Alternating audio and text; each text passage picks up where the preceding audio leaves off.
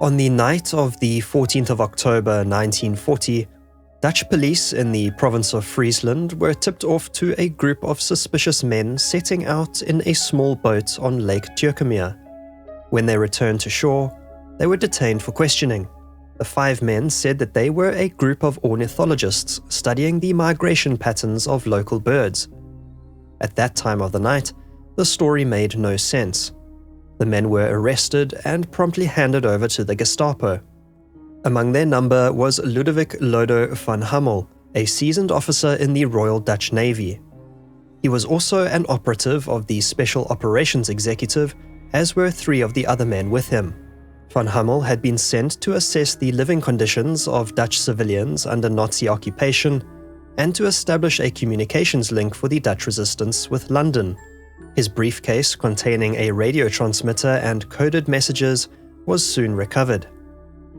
The men had been waiting for pickup by an RAF seaplane, which was unable to land that night due to a low-lying fog. The events that night laid the groundwork for the future counterintelligence operation against the SOE, codenamed Operation North Pole. This was also more chillingly known as englandspiel, or the England game. This was one of the most successful counterintelligence operations of the Second World War, for the Germans at least. For the Allies, it represents one of the most negligent failures of the war for British intelligence. Over a period of 18 months, the SOE parachuted dozens of highly trained and committed operatives into the waiting arms of the Abwehr and to their doom. The worst part of it, the whole thing could have been avoided had the warning signs been heeded. This video pays homage to the brave men who perished at the hands of the Nazis during what remains to this day one of the most deadly intelligence failures in modern history.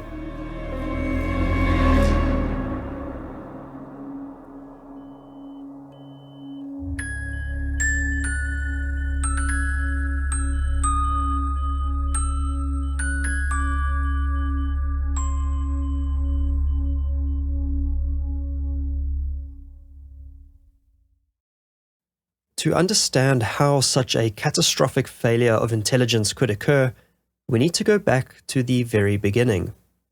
By late 1940, much of Europe was under Axis control. Britain stood alone against the Nazi threat from across the English Channel. It was in this dire situation that the need for unconventional warfare tactics became apparent. In July of 1940, as Britain fended off the Luftwaffe in the Battle of Britain and faced the prospect of German invasion, Prime Minister Winston Churchill recognized the need for a secret organization to conduct espionage, sabotage, and support resistance movements in occupied territories. His brainchild was the Special Operations Executive, or SOE. It went by many names, including the Joint Technical Board or the Special Training School's headquarters. It was also referred to informally as Churchill's Secret Army or the Ministry of Ungentlemanly Warfare. At its peak, the SOE employed around 13,000 people, nearly a quarter of whom were women. The SOE had a singular mission: to set Europe ablaze. Churchill's new clandestine army, by supporting local resistance movements, hoped to make the German war machine stumble in its warpath. The SOE sought to provide these resistance groups with military direction, training, weapons, explosives, and radios, aiming to turn them into effective fighting forces against the Germans in preparation for the eventual Allied invasion to retake Europe. The fledgling organization was faced with a daunting task. They had to identify and contact what resistance networks remained in Nazi-occupied Europe and, crucially, find ways to support them. Colonel Colin Gubbins, SOE's first head of training and operations, developed comprehensive training programs for recruits, covering areas such as unarmed combat, firearms handling, sabotage, and wireless communication techniques. Those who passed muster were then sent to Manchester for parachute training at RAF Ringway. The organization established research and development stations near Welwyn in Hertfordshire, where scientists and technicians worked on specialized weapons, sabotage equipment, and camouflage materials. The SOE had several sections, each responsible for a specific country. Section N established on the 20th of December 1941, focused on clandestine operations in the Netherlands and is the focal point of this story. Initially based at the St. Ermines Hotel in Westminster, it later moved to the Metropole Hotel near Trafalgar Square. The Netherlands in 1940 was under Nazi German occupation, having surrendered on the 15th of May that year. The Dutch military put up fierce but ultimately futile resistance against a swift and brutal German invasion. As in all its conquered territory, the Nazis aimed to transform the Netherlands into a national socialist state, exploit its industries and workforce, eliminate its Jewish population, and suppress any resistance. While some Dutch citizens joined the NSB, which was the Dutch Nazi Party, which saw its membership balloon to around 100,000, the vast majority of the population, whether vocal or silent, were opposed to this group. The seeds of resistance were planted early on. The Dutch resistance had many volunteers, but lacked central leadership and the necessary equipment to pose a significant threat to the occupying German forces in the early stages of the war. This is where Section N was to step in to help. The SOE's mission in the Netherlands couldn't be achieved from afar. They needed boots on the ground. Section N was thus also tasked with recruiting and training Dutch operatives to infiltrate local civilian networks and to coordinate their activities in line with Allied objectives, which included the eventual invasion to retake Europe. Prior to being parachuted into the Netherlands, the mostly Dutch SOE operatives underwent rigorous training to prepare them for their dangerous mission. The operatives sent behind enemy lines communicated with the SOE in Britain primarily through wireless radio sets using Morse code. The sets were bulky and required an external aerial, making transmission risky as detection could lead to capture, detention, torture, and death. As radio communications were relatively easy to detect and intercept by the enemy, the SOE famously used the poem cipher as a means of encrypting their communications. Pre-1942, this involved the use of well-known poems that were memorized by operatives and which were used as the basis for encryption. The method involved selecting and transmitting 5 words from that poem to generate a key for a transposition cipher to be used by the recipient to decrypt the message. Meanwhile, the German army was establishing their own intelligence networks in the newly occupied Netherlands. The Abwehr was focused on countering any growing resistance movements, having as its aim the control of information to quash any murmurings of dissent from the general populace. In the initial period after the invasion, the Abwehr was perhaps as disorganized as the Dutch resistance. Among other reasons, its coordination was hampered by its rivalry with the intelligence arm of Hitler's SS, the Sicherheitsdienst, or SD. All this changed with the arrival in the Netherlands during the autumn of 1941 of Lieutenant Colonel Hermann Joseph Giskus. Having served in the German army during World War I, he went on to specialize in military intelligence and was sent to lead the Abwehr in the Netherlands. He ran a tight ship, quickly establishing a dedicated counterintelligence unit by bringing in trusted officers with expertise in interception, deciphering, and counter-espionage. He prioritized the use of so-called V-men, who were Dutch Nazi collaborators, whom he recruited to infiltrate resistance networks, gather information, and betray resistance members. One of the Abwehr's V-men in the Netherlands was a gold and diamond smuggler named Ridderhoff. He had been jailed in August 1941 in Amsterdam for his black market activities. While imprisoned, he came into contact with the Ordendienst, or the OD, a Dutch military and political organization involved in the Nazi resistance. After learning that the SOE had recently parachuted 2 new operatives into the Netherlands, Ridderhoff saw an opportunity for self-advancement after his release from jail.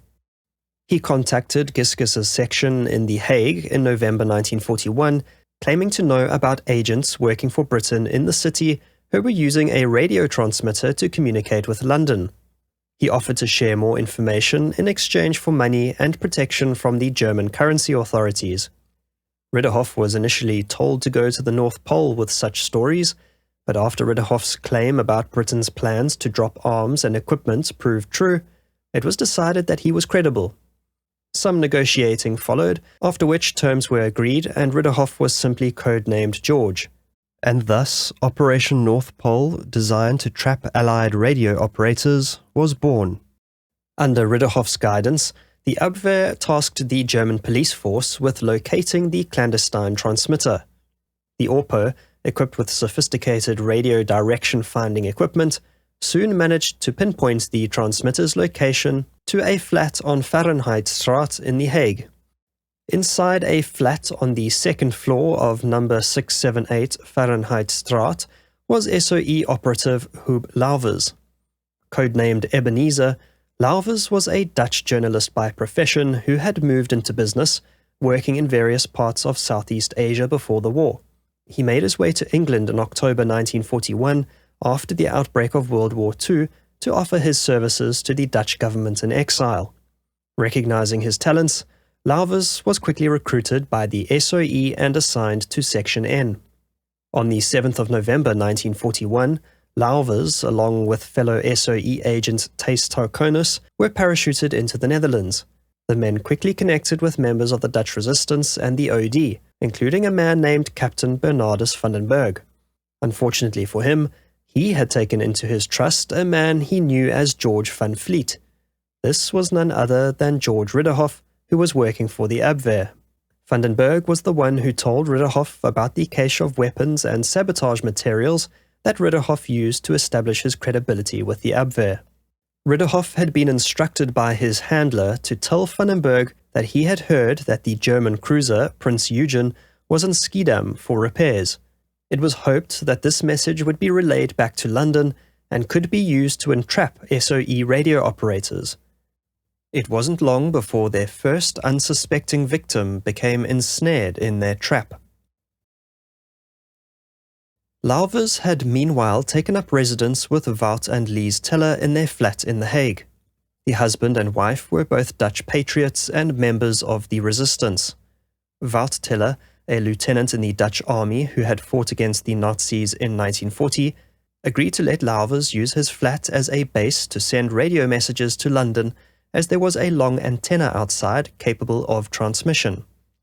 On the 6th of March 1942, Huub Lauvers set up his radio to transmit to London as usual. That fateful day, he was planning to send a message to Baker Street to inform SOE of the German cruiser he had been told was docked for repairs. As he was preparing his equipment, he was tipped off to a German police patrol vehicle that had been spotted outside. Lauvers took some comfort in remembering what he had been told by Baker Street. Any attempt by the Germans to find him using the direction-finding technology of the day would take at least 3 months. Nevertheless, out of an abundance of caution, he decided to leave the apartment with Wout Teller, instructing Lies Teller to dispose of the wireless radio if anything untoward should happen. Lauvers and Teller walked briskly along the street, trying their best to remain inconspicuous. But as they glanced back, they saw several police cars approaching the apartment building. He watched as Mrs. Teller threw the wireless radio from the balcony. Moments later, German police swooped in, raiding the flat and arresting Lauvers and Mr. Teller. Lauvers was found to be carrying 3 coded messages in his pocket. The radio was recovered from a washing line on which it had got caught. Soon after his arrest, Lauvers was subjected to intense interrogation by the Abwehr, including Giscus himself. Aware that SOE agents employed security checks in their Morse code transmissions, Giscus exerted enormous pressure on Lauvers to reveal his code and security check. The security check agreed between Lauvers and Baker Street was based on the number 16. In every message he transmitted, Lauvers had to make a deliberate spelling mistake. He could choose to misspell either the 16th letter or a letter in a multiple of 16. When this misspelling was received in Baker Street, they would know the agent was still free. If the misspelling was omitted, it meant that the agent had been captured and was transmitting under duress. During his training, it was stressed how important the security check was, way more so than his transmission code. Indeed, the security check was the only way for those in London to know if an agent was transmitting freely or under Nazi control. The Germans, recognizing the potential value of Lauvers as an asset, decided to use him in their counterintelligence operation rather than immediately imprisoning or executing him. Giscus bluffed Lauvers into believing that he knew his code by telling him about the message he planned to send that day concerning the Prinz Eugen. Believing that his code had been broken, he gave it up to the Abwehr. The SOE protocol was that if captured, operatives should hand over their code to the Nazis if their life depended on it, which usually it would. Lauvers was then coerced into continuing his radio transmissions to London, but now under the control and direction of the Abwehr. Recognizing the danger he was in, Lauvers devised a cunning plan. He gave up his code, but told the Germans that his security check involved replacing the letter O in stop with either an E or a 1 during his transmissions. This, of course, was a lie. As he began to transmit, Lauvers knew that his own safety and that of his fellow SOE operatives, the Dutch resistance, and indeed potentially the entire Allied war plans, hinged on the SOE following the protocols that were so ingrained in Lauvers during his training. At that stage, he had no reason to think that they would not. When Lauvers received a reply to his transmission some days later, with the Abwehr peering over his shoulder, he could not believe his eyes. The SOE had seemingly missed the fact that he had omitted his security check. The message he received back provided the details of a plan to parachute in a new operative. Lauvers could not understand it, refusing to believe that it was part of some double bluff on the part of the SOE. Indeed, it was not. When agents in the field transmitted to London, the messages were received and decoded at Bletchley Park. MI6 or SIS was responsible for the initial decoding and authenticating of messages. The SOE in Baker Street would have received the message already decoded. There is the possibility, therefore, that due to a breakdown in communication within British intelligence, the SOE was at first unaware of the omission of the operative security check. The SOE could not, however, claim ignorance for long. By the time that Lauvers had been captured, Major Charles Blizzard had taken over as Section N Chief. When he learned of the omission of the security check, a member of the Auxiliary Territorial Service, Sybil Bond, recalls Blizzard and his deputy, Bingham, having a concerned conversation. She remembered him saying, "What the devil's happened to Ebb? He keeps mucking up his security checks." Ebb was a reference to Ebenezer, Lauvers' code name. Blizzard, confronted with this problem, had to make a decision. In what remains unexplained to this day, Blizzard decided to ignore the warning. The view, perhaps bolstered by members of the Dutch resistance, was that Lauvers would never transmit under duress. The SOE couldn't risk mentioning the security omission in a communication with their agent, and so Blizzard decided to gamble. It was a choice that would ripple through time for many decades to follow. Lauvers' life during this period, transmitting codes under duress from the Nazis, was undoubtedly one of immense psychological strain. He was forced to maintain the appearance of being a free agent while being closely monitored by his German captors. What made it all the worse was that despite consistently leaving out his security check, the SOE continued to communicate with him as if completely oblivious to the danger he was signaling. With each tap of the lever arm on his telegraph machine, Lauvers knew that more lives were being put at risk, and there was little more that he could do about it. From March to May of 1942, London continued sending agents to the Netherlands. Every operative that parachuted into the country was immediately arrested by a waiting German reception committee. They had advanced knowledge of every drop of supplies and personnel thanks to the compromised communication channel. One may think that the SOE would have been wondering why the attrition rate in the Netherlands was so high. Perhaps they were, but regardless, they continued to send more operatives.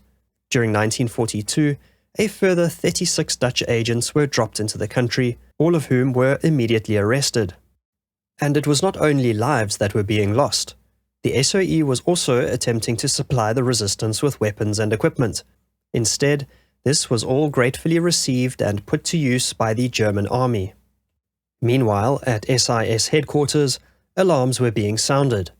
Anthony James had been one of those responsible for training Lauvers prior to his deployment. His fiancée, Pam, was the person who decoded some of his transmissions. She noticed the omission of the security check, and together they reported the matter. All they received was a reprimand for their troubles, with Pam no longer being sent transmissions from Lauvers. It seems the omission and misspellings were put down to operator errors and carelessness rather than a cry of danger. Pam and Anthony were not the only ones to raise clear concerns, and not everyone within the SOE was blind to the truth that was screaming at them from every transmission from Lauvers. Leo Marks was a British cryptographer who played a pivotal role in World War II. He was assigned to the Special Operations Executive in January of 1942. His talent was so apparent that, unlike most cryptographers who were sent to Bletchley Park, Marks was assigned to the SOE headquarters at Baker Street, becoming the chief cryptographer at the young age of 22. One of his most significant contributions to the SOE was to introduce changes to the poem code cipher to make it more secure. Instead of using well-known poems which were more easily cracked by the enemy, Marks started using original poems as ciphers, a simple yet effective change. From early on, Marks harbored deep concerns about the security of the SOE's operations in the Netherlands. He suspected a potential compromise of their communications, going so far as to pen a memorandum in the strongest terms expressing his apprehensions. His warnings initially fell on deaf ears within the SOE's senior ranks, including Colonel Tiltman, a leading figure in British cryptography, and Brigadier Colin Gubbins, the head of the SOE. The prevailing attitude among his superiors was one of skepticism, demanding concrete proof before acknowledging the possibility of a breach. Undeterred, Marks persisted in his efforts to raise awareness about the potential danger faced by SOE agents in the Netherlands. He argued that despite the challenging circumstances, Dutch agents had maintained impeccable operational security. They simply did not make mistakes in their transmissions. The continuous omission of the security check from Lauvers, combined with the heavy losses the SOE was experiencing, was to Marks clear evidence that Lauvers was being manipulated by the Nazis. Despite the lack of immediate action, Marks's memo likely contributed to a growing awareness within the SOE of the perilous situation in the Netherlands. It was ultimately the Royal Air Force that stemmed the flow of SOE blood by suspending all flights to the Netherlands in May of 1943. The RAF had noticed a pattern of their aircraft being fired upon during return flights from the Netherlands, resulting in the loss of 12 aircraft and crews. This contrasted with the lack of any ground fire or aircraft losses during the approach to landing areas or drop zones. This led the RAF to believe that something was amiss, and they ultimately refused to sanction any more SOE flights to the Netherlands. On the 20th of April 1943, the SOE received confirmation directly from one of their captured agents that Section N was fully and completely compromised. Peter Burkhardt had been captured by the Germans upon landing some months prior and was being held prisoner in Camp Haren, a detention center where most of the operatives captured in the englandspiel operation were kept for interrogation. All the agents were kept in isolation, but they managed to communicate with each other in the neighboring rooms by knocking on the pipes and radiators. In August of 1943, Camp Haren held 56 agents, 48 from the SOE and 8 from MI6. Many of these men were later transferred to Mauthausen concentration camp, where they were executed. Burkhardt managed to smuggle out a message from the prison camp, which made it all the way back to London. The message stated bluntly, "All agents arrested, entire organization in German hands already for months owing to treason." A few weeks later, he received a smuggled-in reply, which said only, "Your message received in London, the matter will be investigated." As a result of the message, the Dutch section of the SOE began internal inquiries, and Major Bingham, who had by that time taken over the running of Section N, called for the return of 2 of his operatives in the Netherlands. Of course, they never returned, as they, unbeknownst to the SOE, had already been captured. It was shortly after this message was received that the RAF suspended flights in May of 1943, owing to the losses of men and equipment at a rate 5 times higher than expected. Meanwhile, back at Camp Haren, 2 other captured operatives, Ben Ubink and Peter Doorlein, were planning a bold escape. Ubink and Duerlein were kept in neighbouring rooms and, using the knocking signal system, agreed to make a break for it together. On the night of the 29th of August 1943, the two emaciated men managed to squeeze through the windows above their cell doors and hide in a closet, then in the guard's bathroom for 6 hours. At midnight, and under the cover of darkness and a thunderstorm, they wriggled through the bathroom window. Using a rope made from burlap straps taken from their beds, they descended and crawled through barbed wire fences and a shallow moat to freedom. They were not, however, out of the woods just yet. When Colonel Giscus learned of the escape, he and his second-in-command, Joseph Schrader, contrived to deliver a message via their network to London which said that the escapees had been picked up by the Gestapo and had agreed to work as double agents for the Germans. And thus the seeds of distrust were sown. Duerlein and Ubink had meanwhile made their way to a convent in Tilburg, where they were given shelter. One of the priests at the local church put them in contact with a man named Frans van Bilsen, who was a member of the local resistance.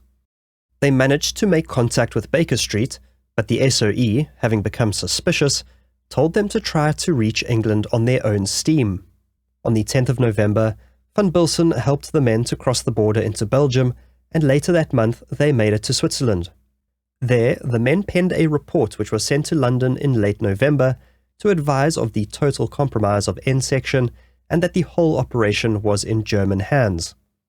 Duerlein and Ubink then continued on their journey, finally reaching London on the 1st of February 1944 via Spain. The men were not greeted as heroes as they should have been. Instead, they were arrested on suspicion of being Nazi spies. Evidently, the SOE did not believe their report, choosing instead to be taken in by the false telegram received via Giscus. Duerlein and Ubink were only released by the British after intervention from the Dutch government in exile. By the time that all of this had occurred, Section N of the SOE had for the time being ceased operations, meaning that Operation North Pole had, for the Abwehr, drawn to the end of its final chapter. The Abwehr, unaware that it was the RAF's decision to stop flying that ended the stream of operatives landing in their laps, interpreted the suspension of SOE operations in the Netherlands as a sign that the jig was finally up. Intending to rub salt in the wounds of the Allies, Lieutenant Colonel Giscus sent, on the 1st of April of all days, the following telegram that he later described as a farewell gesture to his enemies. To Messrs. Blunt, Bingham and Successors Limited. You are trying to make business in the Netherlands without our assistance. We think this rather unfair in view of our long and successful cooperation as your sole agent.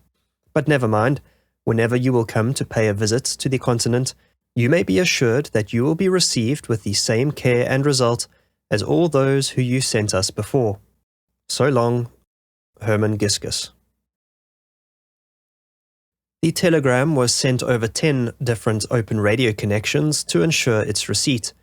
It was addressed to Major John Bingham, the head of the SOE's Dutch section, and Anthony Blunt, a prominent art historian who worked for MI5 and was later revealed to be a Soviet spy as a member of the infamous Cambridge Five.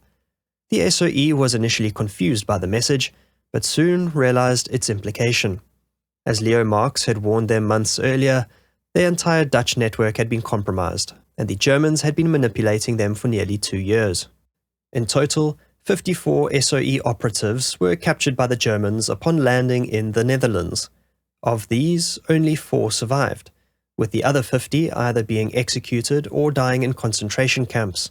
A plaque outside the former Mauthausen concentration camp memorializes the men and women who died there.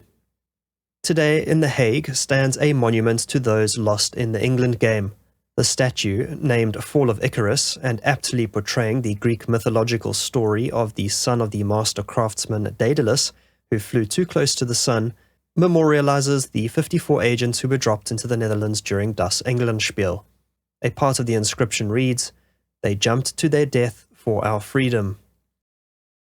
As for Huub Lauvers, after the end of Englandspiel, he was sent to various concentration camps, but was lucky to survive the experience, being liberated by Russian forces from Rathenau on the 26th of April 1945 after which he returned to England. After Lauwer's arrest, Lees Teller was imprisoned for a week before being released, but Wout Teller was sentenced in the second OD trial in 1943 and died of typhus in Natzweiler concentration camp in 1944. Lauwers and Lees Teller met again after the war, and in those very different circumstances, fell in love and were married. Lauwers died in Utrecht on the 13th of June 2004.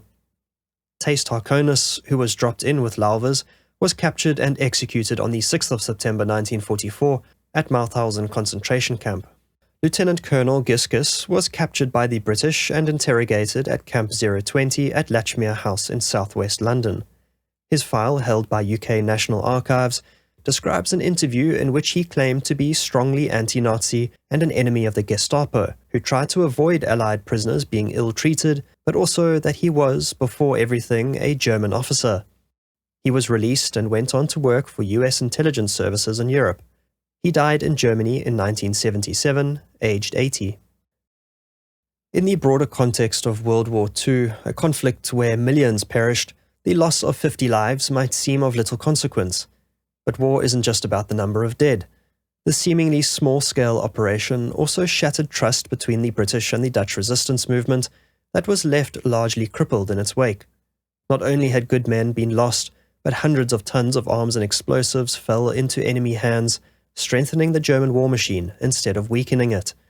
The relationship between the British and the Dutch resistance was to an extent repaired, with SOE operations resuming in the Netherlands in mid to late 1944, enabling the resistance to re-establish a foothold in the occupied territory. However, the distrust between the British and the Dutch cut both ways in the aftermath of englandspiel. During Operation Market Garden, the unsuccessful Allied offensive in the Netherlands in September of 1944, the 1st British Airborne Division was ordered not to cooperate with the resistance. This decision deprived them of vital intelligence and communications that could have changed the course of the battle. After World War II, there were several debates in the British Parliament concerning Operation North Pole.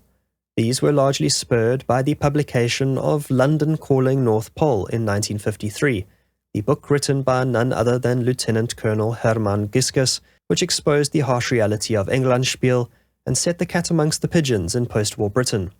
The British government's position was that the matter had been fully investigated both during and after the war. They maintained that appropriate action was taken immediately upon the discovery of the German deception, and that there was no treachery on the part of any of the agents involved. However, many details they declined to disclose on the basis that the information remained secret, and that it would not be in the public interest to do so. This lack of transparency led to allegations of a cover-up by the British government. The British government has never officially acknowledged any wrongdoing or failings in relation to Operation North Pole.